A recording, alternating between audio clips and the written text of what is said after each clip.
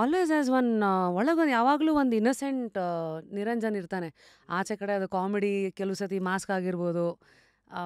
I think you are a very pure hearted soul and who's a magnet. ಸುತ್ತಮುತ್ತ ಇರೋದೆಲ್ಲ ಎಳ್ಕೊಂಡು ಹಂಗೆ ಒಂದು ಕಾಕ್ಟೇಲ್ ಮಾಡಿಕೊಂಡು ತಮಾಷೆ ಮೂಲಕ ಹೊಡೆದೊಡೆದು ಸಮಾಜಕ್ಕೆ ಮುಂದೆ ನುಗ್ತಾ ಇರ್ತೀಯ. This is how I have understood.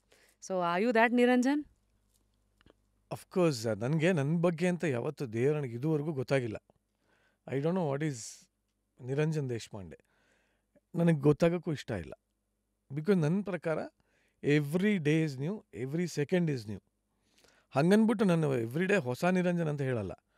But ನನಗೇನು ಅಂದರೆ, ನನಗೆ ಯಾವುದನ್ನು ಇದು ಹೀಗೆ, ನಾನು ಹೀಗೆ, ನಂದಿದೆ, ಅಥವಾ ನನಗೆ ಇದೆ ಇಷ್ಟೇ ರೆಸ್ಟ್ರಿಕ್ಷನ್ಸು, ನನ್ನ ಬೌಂಡ್ರಿ ಇಷ್ಟೇ, ಹಿಂಗೆ ಹಾಕ್ಕೊಳ್ಳೋಕ್ಕೆ ಇಷ್ಟ ಇಲ್ಲ. ನಾನು ಪ್ರತಿ ಕ್ಷಣನೂ ಬದುಕವನು ನಾನು. Every second. ನನಗೆ ಮುಂಚೆ ಒಂದು ಸ್ವಲ್ಪ ರೆಸ್ಟ್ರಿಕ್ಷನ್ಸ್ ಹಾಕ್ಕೋತಾ ಇದ್ನೋ ಏನೋ ಗೊತ್ತಿಲ್ಲ.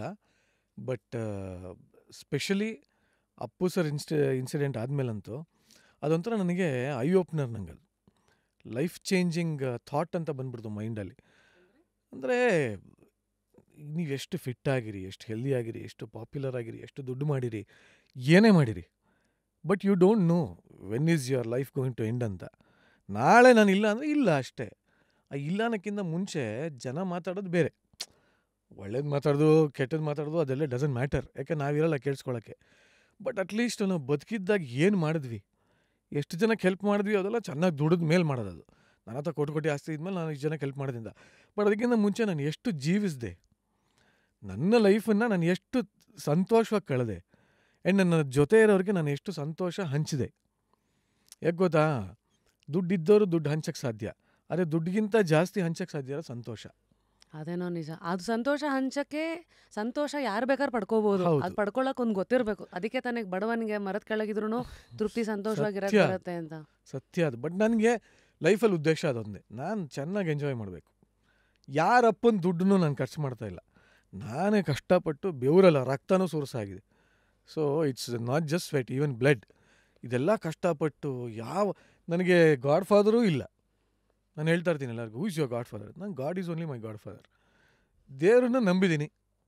ಸೊ ಅದಕ್ಕೆ ದೇವ್ರು ಕೈ ಬಿಡಲ್ಲ ಅಂತ ಚಿಕ್ಕ ವಯಸ್ಸಿಂದ ಹೇಳಿ ಬೆಳೆಸ್ಬಿಟ್ಟಿದ್ರು. ಅದು ಎಲ್ಲೋ ಒಂದು ಕಡೆ ಇವಾಗ ಅರ್ಥ ಆಗ್ತಾರೆ, ಸತ್ಯವಾದ ಮಾತದು ಅಂತ. ಆ್ಯಂಡ್ ಇತ್ತೀಚೆಗೆ ನಿಮ್ಗಳ ಥರನೇ ಅದನ್ನು ಈ ಪಾಡ್ಕಾಸ್ಟ್ ಇವೆಲ್ಲ ನೋಡಿ ಸ್ವಲ್ಪ ಈ ಮ್ಯಾನಿಫೆಸ್ಟೇಷನ್ಸು, ಕ್ರಿಸ್ಟಲ್ಸು, ಬೀಡ್ಸು, ಇನ್ನೊಂದು ಕೈಯಲ್ಲಿ ಅದಕ್ಕೆಲ್ಲ ಮಣಿಗಳಿದೆ. ಸೊ ಹಾಗಾಗಿ ಇವೆಲ್ಲ ನೋಡಿದ್ಮೇಲೆ ಡೀಪಾಗಿ ಇನ್ನೂ ತಿಳ್ಕೊತಾ ಹೋಗ್ತಾ ಇದ್ದೀನಿ. And it is really helping me. So ನನಗೆ ಇದೆಲ್ಲದರಿಂದ ನಾನು ಸಂತೋಷವಾಗಿದ್ದರೆ ನಾನು ಸಮಾಜನೆಲ್ಲ ಉದ್ಧಾರ ಮಾಡ್ತೀನಿ ಅಂತ ನಮ್ಮ ತಾಯನೇ ಹೇಳಲ್ಲ. ನನ್ನ ಮಾತಿಂದ ಅದಾದರೆ ಸಂತೋಷ. ಬಟ್ ನನಗೆ ನನ್ನ ಸಮಾಜ, ನನ್ನ ಪ್ರಪಂಚ ಅಂದರೆ ನನ್ನ ಮನೆ, ನನ್ನ ಹೆಂಡತಿ, ನನ್ನ ತಾಯಿ, ನನ್ನ ತಂದೆ, ನನ್ನ ಕ್ಲೋಸ್ ಸರ್ಕಲ್ ಯಾರಿದ್ದಾರೆ ಫ್ರೆಂಡ್ಸು. ಇವ್ರನ್ನ ಫಸ್ಟ್ ನಾನು ಸಂತೋಷವಾಗಿ ಇಟ್ಕೋತೀನಾ, ಆಮೇಲೆ ನಾನು ಸಮಾಜ, ಆಮೇಲೆ ನಾನು ಪ್ರಪಂಚ, ದೇಶ ಎಲ್ಲ ಯೋಚನೆ ಮಾಡ್ತೀನಿ. ನನಗೆ ಅಭಿಮಾನ, ಪ್ರೀತಿ ಇರೋದು ಎರಡರ ಮೇಲೆ. ಒಂದು ನನ್ನ ಸಂಸಾರ, ಇನ್ನೊಂದು ನನ್ನ ಭಾಷೆ. ಇವೆರಡರ ಮೇಲೆ ನನಗೆ ಪ್ರೀತಿ, ಒಬ್ಸೆಷನ್ನು ಎಲ್ಲ ಇರೋದು ಇವೆರಡರ ಮೇಲೆ. ಸೊ ಇದೆರಡಕ್ಕೆ ಏನೇನು ಬೇಕೋ ಅದೆಲ್ಲದನ್ನು ನಾನು ಮಾಡ್ತಾಯಿದ್ದೀನಿ. ಇಷ್ಟೇ ನನಗೆ ಗೊತ್ತಿರೋದು. ಇದಾದಮೇಲೆ ಮಾಸ್ಕು, ಮಣ್ಣು ಮಸಿ ದೇವರೇ ಗೊತ್ತಿಲ್ಲ ನನಗೆ. ನನಗೆ ನಮ್ಮ ಕನ್ನಡ ಇಂಡಸ್ಟ್ರಿಯಲ್ಲಿ ಒಬ್ಬರು ನನಗೆ ತುಂಬಾ ನಂಬೋರು, ನನಗೊಂಥರ ರೋಲ್ ಮಾಡಲವರು, ಅಂಬರೀಷ್ ಅವರು. ಇದ್ದಂಗೆ ಹೇಳ್ತಾರೆ, ಆರಾಮಾಗಿ ಏನು ಬೇಕೋ ಮಾತಾಡೋರು. ಹಂಗನ್ಬಿಟ್ಟು ಇವಾಗ ಅವ್ರು ಇದ್ದಿದ್ದ ಟೈಮಲ್ಲಿ ಸೋಷಿಯಲ್ ಮೀಡಿಯಾ ಇರಲಿಲ್ಲ, ಇಲ್ಲಾಂದರೆ ಅವ್ರಿಗೂ ಒಂದಷ್ಟು ಏನೇನೋ ಹಾಕಿರೋರು ಕೇಸ್ಗಳು. ಈಗ ನಮ್ಮ ಟೈಮಲ್ಲಿ ಏನು ಅಂದರೆ ಒಂದು ವೈರಲ್ ಆಗುತ್ತೆ, ಅಕ್ಷಯ್ ಅಂದರೆ ಒಂದು ಅದು ಕೇಸ್ ಆಗುತ್ತೆ. ಏನು ಮಾತಾಡಬೇಕು ತಪ್ಪು, ಏನು ಮಾತಾಡದಿದ್ರು ತಪ್ಪು, ಎಲ್ಲವೂ ತಪ್ಪೆ. ಇಂಥ ಟೈಮಲ್ಲಿ ಸ್ವಲ್ಪ ಜವಾಬ್ದಾರಿಯುತವಾಗಿ ಮಾತಾಡೋದನ್ನು ಇತ್ತೀಚೆಗೆ ಕಲ್ತ್ಕೊಂಡಿದ್ದೀನಿ. ಇಷ್ಟು ದಿನ ನಾನು ಇಷ್ಟ ಬಂದಿದ್ದೆಲ್ಲ ಮಾತಾಡ್ತಾರೆ. ಈಗಲೂ ಏನು ಭಾಳ ಫಿಲ್ಟರ್ಡ್ ಆಗೆಲ್ಲ ಮಾತಾಡೋಕ್ಕೆ ಬರೋಲ್ಲ ನನಗೆ. ಆ್ಯಕ್ಚುಲಿ ನಾನು ರಶ್ಮಿ ಕರೆದಾಗ ನನಗೆ ಅದೇ ಡೌಟ್ ಆಗ್ತಾಯಿತ್ತು. ನೋಡಿದೆ, ಒಂದಷ್ಟು ಪಾಡ್ಕಾಸ್ಟ್ಗಳು ನೋಡಿದೆ, ಭಾಳ ಸೀರಿಯಸ್ಸಾಗಿ ಮಾತಾಡ್ತಾ ಹೇಳಲ್ಲ. ನನ್ನನ್ನು ಕರೆದು ನಾನು ಹೆಂಗೆ ಮಾತಾಡಲಿ ಇಷ್ಟು ಸೀರಿಯಸ್ ಆಗಿ ಅಂತ. ಬಟ್ ಆಮೇಲೆ it's all about my self. And ನಾನು ಮಾತಾಡ್ದಿನ 4 ಜನಕ್ಕೆ ಏನೋ ಒಂದು ಅವ್ರಿಗೊಂದು ಇನ್ಪುಟ್ ಸಿಗತ್ತೆ ನನಗೆ. ನಾನು ಹೆಂಗೆ ಮಾತಾಡೋದು ಹಂಗೆ ತಗೋತಾರೆ ಅಷ್ಟೇ. ಇದು ಏನಂದ್ರೆ ನಾವು ಒಂಥರ ಕನ್ನಡಿ ಥರ ಅಷ್ಟೇ ಕಣ. ಅಂದರೆ ಬೇರೆ ಬೇರೆ ಒಂದಷ್ಟು ಚಾಪ್ಟರ್ಸ್ಗಳ ಮೂಲಕ ನಮ್ಮ ಪ್ರಶ್ನೆಗಳಿರುತ್ತೆ, ನನ್ನ ಕುತೂಹಲ ಇರುತ್ತೆ. ಅದ್ರ ಮೂಲಕ ನಿನ್ನ ಲೈಫನ್ನು ಹೇಗೆ ನೋಡಿದ್ಯಾ, ನಿನಗೆ ಲೈಫ್ ಎಷ್ಟು ಅರ್ಥ ಆಗಿದೆ, ನಿನ್ನ ಲೈಫ್ ನಿನಗೆ ಹೆಂಗೆ ಕಾಣಿಸ್ತಾ ಇದೆ, ಅದ್ರ ಮೂಲಕ ನಮಗೇನು ಕಲಿಯೋಕೆ ಸಿಗತ್ತೆ, ಇಷ್ಟೇ ಕಣ. ಯಾಕೆ ಗೊತ್ತಾ, ಮೇ ಬಿ ಏಜ್ ಫ್ಯಾಕ್ಟರ್ ಅದಲ್ಲ. ನಮ್ಮ ತಂದೆ ತಾಯಿ ಹೇಳೋರು, ಬೆಳೀತಾ ಇದ್ದಂಗೆ ನಿಂಗೆ ಅರ್ಥ ಆಗುತ್ತೆ, ಕತ್ತೆಗಾದಂಗೆ ವಯಸ್ಸಾದ್ಮೇಲೆ ನಿಂಗೆ ಗೊತ್ತಾಗತ್ತೆ ಅಂತ. ಬಟ್ ಕತ್ತೆಗೆ ಅರ್ಥ ಆಗುತ್ತೋ ಇಲ್ವೋ ನಮಗಂತೂ ಅರ್ಥ ಆಗ್ತಾ ಇದೆ. ಯಾಕೆ ಅಂದರೆ ನಾನೇ ಒಂದು ಸಲ ಕೂತ್ಕೊಂಡಾಗ ಸುಮ್ಮನೆ ಯೋಚನೆ ಮಾಡ್ತಿರ್ತೀನಿ. ನಾವಿಬ್ಬರೇ ಯೋಚನೆ ಮಾಡಿದ್ದೀವಿ ಒಂದು ಸ್ವಲ್ಪ ವರ್ಷಗಳು, ಒಂದು 5-10 ವರ್ಷದ ಹಿಂದೆ ನಾವೇ ಬೇರೆ. ಯೋಚನೆಗಳಿದೆ ಇದ್ವು, ಯೋಚನೆಗಳಿತ್ತು, ಯೋಜನೆಗಳೂ ಇತ್ತು. ಆದರೆ ಅದನ್ನು ಟ್ರೀಟ್ ಮಾಡೋ ವಿಧ ಬೇರೆ ಇತ್ತು. ಇನ್ನೊಂದು ಸ್ವಲ್ಪ ಲೈಟಾಗಿ ತೊಗೊತಾ ಇದ್ವಿ, ಇಷ್ಟು ಲೈಫ್ ಬಗ್ಗೆ ಸೀರಿಯಸ್ ಆಗಿರಲಿಲ್ಲ. ಬಂಡ ಧೈರ್ಯ ಇವಾಗಲೂ ಇದೆ. ನನಗಂತೂ I think I am very calculated now because I want to come to that phase. ನನಗೆ ನಿರಂಜನ್ ಅಂದರೆ ಐ ರಿಮೆಂಬರ್, ನಿನಗೆ ಜ್ಞಾಪಕ ಇದೆಯೇನೋ ಬಿಗ್ FM ಅಂತ ಬಂದಾಗ ನೀನೊಂದು ಮಾರುತಿ ಕಾರಲ್ಲಿ ಬರ್ತಾ ಇದ್ದೆ. ಅಂದರೆ ಒಂದು ಮೆಟೀರಿಯಲಿಸ್ಟಿಕ್ ಎಕ್ಸಾಂಪಲ್ ಅಂತ ಕೊಡೋದಾದ್ರೆ ಆ ಜರ್ನಿ ನಿನ್ನ ಎಲ್ಲೋ ಕರ್ಕೊಂಡು ಹೋಗಿದೆ ಅಂದರೆ ಒಂದು ಮಾರುತಿ ಕಾರಿಂದ ಆ ಫೇಸ್ ನಾನು ಅಲ್ಲಿಂದ ನೋಡೋಕೆ ಶುರು ಮಾಡಿದ್ದು. ಇವತ್ತೊಂದು BMW ವರೆಗೂ ಬಂದಿದ್ಯಾ ಅಂದರೆ ಮೆಟೀರಿಯಲಿಸ್ಟಿಕ್ ಪ್ಲೆಷರ್ಸ್ ಇಸ್ ಒಂದು ಪಾಯಸದಲ್ಲಿರೋ ಗೋಡಂಬಿ ಅಷ್ಟೇ. ನೀನು ಅದನ್ನೇ ಅದ್ರ ಹಿಂದೆ ಓಡ್ತೀಯೋ, ಅದನ್ನ ನಿಲ್ದೇನೂ ಲೈಫ್ ಸಖತ್ತಾಗಿದೆ ಅಂತ ಅಂತೀಯೋ ಅವ್ರವ್ರ. ನಾನು ಈ ಮಾತು ನಂಬಲ್ಲ. ಯಾಕೆ ಗೊತ್ತಾ, ತುಂಬ ಜನ ಹೇಳ್ತಾರೆ ಏನು ನನ್ನ ಹತ್ರ 2 ವೀಲರೇ ಇದೆ, ನೆಮ್ಮದಿಯಾಗಿದ್ದೀನಿ, ದುಡ್ಡಿಂದ ಅಳಿಯೋಕ್ಕಾಗಲ್ಲ, ಅದಿಲ್ಲ ಇದಿಲ್ಲ. ಆ ಮಾತನ್ನು ಯಾರು ಹೇಳ್ತಾರೆ ಅಂದರೆ, ಯಾರು ದುಡ್ಡು ಮಾಡಿಲ್ಲ, ಯಾರ ಕೈಲಿ ದುಡ್ಡು ಮಾಡೋಕ್ಕಾಗಲ್ಲ, ಇವರಿಬ್ಬರೇ ಆ ಮಾತು ಹೇಳೋದು.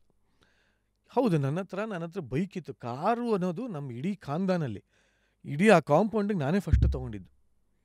ನಮ್ಮ ತಾಯಿ, ನಮ್ಮ ಚಿಕ್ಕಮ್ಮ, ನಮ್ಮ ತಾತ ಎಲ್ಲರದು ಸೇರಿ ಫಸ್ಟ್ ನಾನೇ ತೊಗೊಂಡಿದ್ದು ಕಾರ್ ಅಂತ. ಯಾಕೆಂದರೆ ನಮ್ಮದೆಲ್ಲ ಒಂಥರ ಟಿಪಿಕಲ್ ಮಿಡಲ್ ಕ್ಲಾಸು ಅಲ್ಲ, ಲೋವರ್ ಮಿಡಲ್ ಕ್ಲಾಸ್ ಅಂತಲೇ ಹೇಳ್ಬೋದು. ಆ ಥರ ಫ್ಯಾಮಿಲಿ, ಒಂದು ಕೂಡು ಕುಟುಂಬ ಅಂತಾರೆ, ಎಲ್ಲ ಒಂದೇ ಕಾಂಪೌಂಡಲ್ಲಿ ಇದ್ದಿದ್ದು. ಅಜ್ಜಿ, ತಾತ, ನಮ್ಮಮ್ಮ, ನಮ್ಮ ಚಿಕ್ಕಮ್ಮ ಎಲ್ಲ ವಿದ್ಯಾಪೀಠ. ನಮ್ಮ ಅಪ್ಪ ಅಂತೂ ನಾನು ಹೋಗಿ ಮೀಟಾಗಿ ಯಾವಾಗಲೂ ಆದಾಗ ಅದು ನಮ್ಮ ತಾತ ನಮ್ಮ ಅಪ್ಪಂಗೆ ಕೊಡಿಸಿದ್ದು. ಯಾವಾಗ ಇತ್ತೀಚೆಗೆ ಒಂದು 7-8 ವರ್ಷದ ಹಿಂದೆ. ಅಲ್ಲಿವರೆಗೂ ನಮ್ಮ ಅಪ್ಪನ ಹತ್ರ ಕಾರೇ ಇಲ್ಲ. ಸೊ ಕಾರು ಅನ್ನೋದು ನಮಗೆ ಒಂಥರ ಧೀರುಭಾಯಿ ಅಮ್ಮನಿ ರೇಂಜು.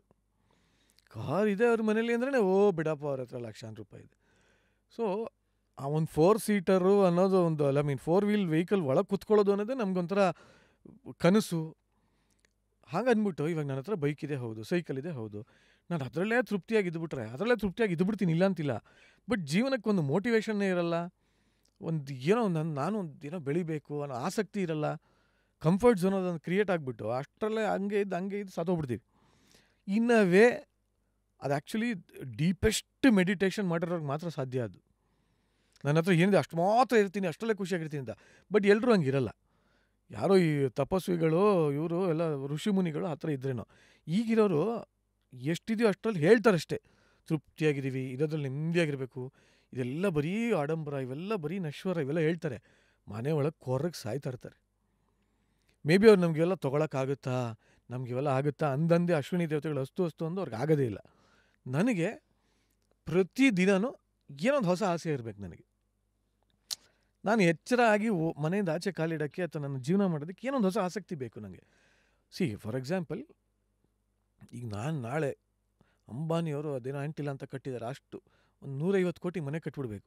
ಅದು ಫೂಲಿಶ್ನೆಸ್, ಅದು ಸ್ಟೂಪಿಡಿಟಿ. ಅದು ಆಗ್ಬೋದು, ಇವತ್ತಲ್ಲ, ನಾನು ಸಾಯೋ ಟೈಮಲ್ಲಿ ಅದು ಆಗ್ಬೋದು, ಇಲ್ಲ ಅಂತಿಲ್ಲ. ಬಟ್ ಅದಕ್ಕೊಂದು ಜರ್ನಿ ಇದೆಯಲ್ಲ. ನಾನು ಹೇಳೋದು, ನನಗೆ ಲಾಂಗ್ ಟರ್ಮ್ ಗೋಲ್ ಅನ್ನೋದು ದೇವರೇ ಇಲ್ಲ ರಶ್ಮಿ. ನಂಗೆ ತುಂಬ ಜನ ಕೇಳ್ತಾರೆ, ಏನು ನಿಮ್ಮ ಹ್ಯಾಪಿನೆಸ್ಗೆ ಏನು ಸೀಕ್ರೆಟು, ಖುಷಿಯಾಗಿರ್ತೀರ, ಯಾವಾಗಲೂ ನೆಮ್ಮದಿಯಾಗಿರ್ತೀರ. ನಾನು ಹೇಳೋದು, ನನಗೆ ತುಂಬ ಲಾಂಗ್ ಟರ್ಮ್, 10 ವರ್ಷಕ್ಕೆ, ಇನ್ನು 15 ವರ್ಷಕ್ಕೆ, ಗುರು ನಾಳೆ ಗೊತ್ತಿಲ್ಲ, ಈ ಕ್ಷಣ ಮುಂದೆ ಒಂದು ಗೊತ್ತಿಲ್ಲ. ನಮ್ಮ ಫ್ರೆಂಡ್ ಅವ್ರ ತಾಯಿ ಯಾರಿಗೋ ಮೊನ್ನೆ ರೀಸೆಂಟಾಗಿ ಹಂಗೆ ಆಗೋಯ್ತು. ಮನೆಯಿಂದ ಆಚೆ ಚೆನ್ನಾಗಿದ್ದಾರೆ, ಖುಷಿಯಾಗಿದ್ದಾರೆ, ಆಚೆ ಹೋಗಿದ್ದಾರೆ, ಯಾವುದೋ ಬಸ್ ಅವ್ರು ಸುಮ್ಮನೆ ಹಿಂಗೆ ಗುದ್ಕೊಂಡು ಹೋಗಿದ್ದಾರೆ. ರಕ್ತ ಇಲ್ಲ, ಎಂಥದಿಲ್ಲ, ಹಿಂಗೆ ಬಿದ್ದ್ಯಾರ ಸಾಧ್ಯ ಹೋಗ್ಯಾರ. ಸೊ ಮನೆಯಿಂದ ಆಚೆ ಕಾಲಿಟ್ಟ ಮೇಲೆ ವಾಪಸ್ ಬರ್ತೀವಿ ಅನ್ನೋ ಗ್ಯಾರಂಟಿ ಇಲ್ಲ. 10 ವರ್ಷ 15 ವರ್ಷ. ನನಗೆ ಇನ್ಶೂರೆನ್ಸ್ ಅವ್ರು ಹೇಳ್ದಂಗೆ ಆಗ್ಬಿಡೋದು, ಸರ್ ಇದು ಒಳ್ಳೆ ಪಾಲಿಸಿ ಸರ್, ತೊಗೊಳ್ಳಿ ಸರ್, ನೀವು ಸತ್ರ ನಿಮ್ಮ ಮನೆಯವ್ರಿಗೆಲ್ಲ ಒಳ್ಳೆ ಬೆನಿಫಿಟ್ ಅಂತಾರಲ್ಲ, ಆ ಥರ. ನನಗೆ ನಾಳೆ ಏನೋ ಒಂದು ಗೊತ್ತಿಲ್ಲ, ನನಗೆ ಯಾಕೆ ಯೋಚನೆ ಅಂತ. ನನಗೆ ಅದಕ್ಕೆ ನಾನು ಪ್ರತಿ ಕ್ಷಣಕ್ಕೆ ಬದುಕೋನು. ನನಗೆ I have all short term goals. ಇನ್ನು 10 ದಿನಕ್ಕೆ ಏನು, ನನ್ನ ನೆಕ್ಸ್ಟ್ ಕೆಲಸ ಆದರೆ ಏನು, ಈಗ ನೆಕ್ಸ್ಟ್ ಟ್ರಿಪ್ಗೆ ಹೋದರೆ ಏನು, ಈಗ ನನ್ನ ಅಕೌಂಟಲ್ಲಿ ಇಷ್ಟು ದುಡ್ಡಿದೆ, ಈ ಅಕೌಂಟ್ ದುಡ್ಡು ಖರ್ಚಾಗ್ತಿದೆ, ನೆಕ್ಸ್ಟ್ ಇನ್ನೊಂದಷ್ಟು ಅಕ್ಯುಮುಲೇಟ್ ಆಗಾಕೆ ಏನು ಮಾಡ್ಬೇಕು ನಾನು. ನನ್ನ ಹೆಂಡತಿನ ಇವಾಗ ಒಂದಷ್ಟು ದಿನ ಖುಷಿಯಾಗಿ ಇಟ್ಕೊಂಡಿದ್ದೀನಿ, ಇಲ್ಲ ಅಂತಿಲ್ಲ. ಏನಾದರೂ ಅವಳಿಗೆ ಇನ್ನೊಂದೇನೋ ಸರ್ಪ್ರೈಸ್ ಮಾಡಬೇಕು, ಅದು ನನ್ನ ಗೋಲ್ ಆ್ಯಕ್ಚುಲಿ. ಹೌದು, ಅವಳನ್ನೆಲ್ಲ ಕರ್ಕೊಂಡು ಹೋಗಬೇಕು, ಅವಳಿಗೇನೋ ಕೊಡಿಸ್ಬೇಕು ಅನ್ನೋದು ನನ್ನ ಗೋಲ್. ಅದು ಈಗ ಅವಳಿಗೇನೋ ಒಂದು ಸರ ಕೊಡಿಸ್ಬೇಕು, ಡೈಮಂಡ್ ಕೊಡಿಸ್ಬೇಕು, ಇನ್ನೊಂದು ಚಿನ್ನ ಕೊಡಿಸ್ಬೇಕು ಅನ್ನೋದು ನನ್ನ ಮನಸ್ಸಲ್ಲಿ ಆಸೆ ಬಂದರೆ ಅವಾಗ ಮಾತ್ರ ನಾನು ಅಷ್ಟು. ಇವಾಗ ಒಂದು ಡೈಮಂಡ್ ಆಗಲಿ, ಚಿನ್ನ ಆಗಲಿ, ಇವಾಗ ಚಿನ್ನ 7,000 ಆಗಿದೆ ಇವಾಗ ಪರ್ ಗ್ರಾಮ್, ಸುಮ್ಮನೆ ಬರಲ್ಲ. ಸೊ ಅದನ್ನು ಕೊಡಿಸ್ಬೇಕು ಅನ್ನೋದು ನನ್ನ ಮನಸ್ಸಲ್ಲಿ ಬಂದಾಗ ಅಷ್ಟು ದುಡಿಬೇಕಲ್ಲ ಅನ್ನೋ ಆಸಕ್ತಿ ನನಗೆ ಬರುತ್ತೆ. ಸೊ ಇದು ಹೆಂಗಂದ್ರೆ, ಈಗ ಕೆಲವುದು ಮುಂದೆ ಒಂದು ಕ್ಯಾರೆಟ್ ಬಂದಾಗ ಆ ಕ್ಯಾರೆಟ್ ಬೇಕಲ್ಲ, ಅದಕ್ಕೆ ನಾನು ಓಡ್ತೀನಿ ಅಷ್ಟೇ, ಸಿಂಪಲ್.